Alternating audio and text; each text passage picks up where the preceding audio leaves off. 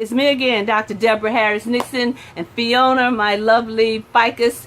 I want to talk about something that's important. Now, one thing I told you guys when I introduced myself to you is that I wasn't going to wear makeup every time I got on the camera. Some days I'm going to feel like it, and you're going to see my lashes and my skin will appear to be all the same color because I felt like doing it. But like I told you before, I didn't like to wear makeup before I had vitiligo. So I'm not going to do that every time I get on the camera. Even though I kind of think I look cuter. But when I really see me, I look cute. So this is me in the flesh without the color, extra color.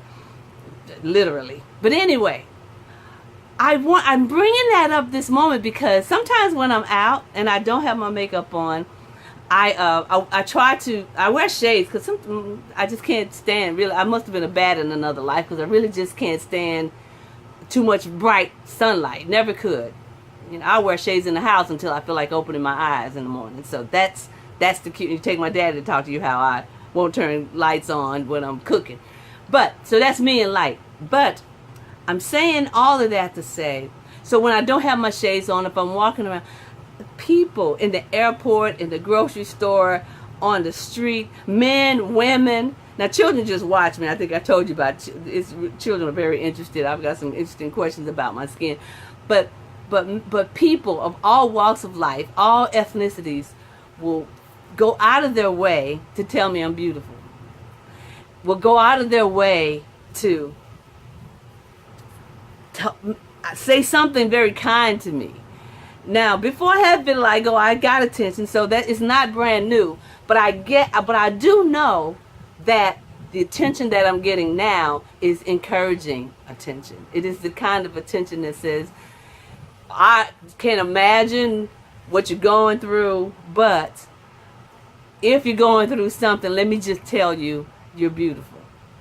And I thank them and just keep walking. Sometimes they don't even tell me why they're saying it, but people with vitiligo who have gotten it recently will ask me. I was on the elevator with a man not too long ago, and he asked me, when did yours start? And I told him, and he told me about his. Or I was going to my car from the grocery store back a few months ago, last month, and there was a man and his wife going into the store, and I didn't even see them because, you know, I've got my mind on getting my stuff in the car. And the man had vitiligo. He went out of his way and said, ma'am, and I didn't think he was talking to me, but he said it to make sure I turned over. And he said hello to me, and his wife, she nodded and spoke. But it's like we need a community, or we need to encourage each other.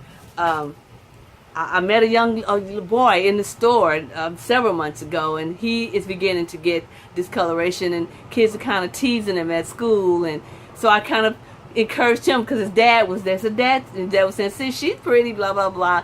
So I said all this to say that we live in a great world, a great society. And I know it's just not America. I know it's across the world.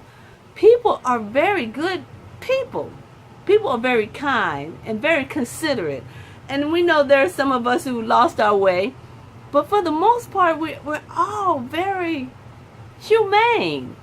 Many of us, I should say, not all, many of us are very humane. And I've been running into a lot of us. And so to those of you that are in the store, in the parking lot, in the airport, wherever I've been, in the mall, wherever I've been seeing you, and you walk up to me and say something, I just want you to know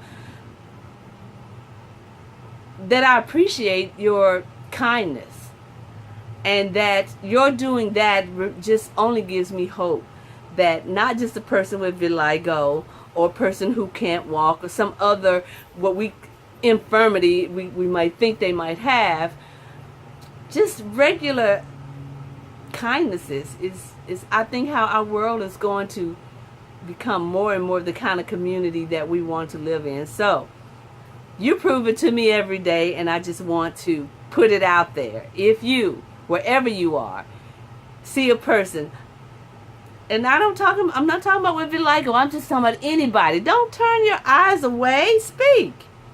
I don't care if you do live in New York. I don't care. That's another human being that's that is breathing the same air you're breathing and bearing witness to the same day you're living. So, it's been Dr. Deborah Harris Nixon, and I just wanted to say that, to say to us as Americans, we know how to be inclusive. All we need to do is do it. So, you practice. I said this the last time, but keep practicing. And then go online. When you see this on YouTube or you see it on my webpage, drdeborah.nixon.com, or on Facebook, tell me what's been happening with you, and then share with me what you've been doing to encourage other people, just because. Not for any particular reason, but just because. Can't wait to see what you post. All right. It's been Dr. Deborah Harris Nixon and Fiona. See you next time.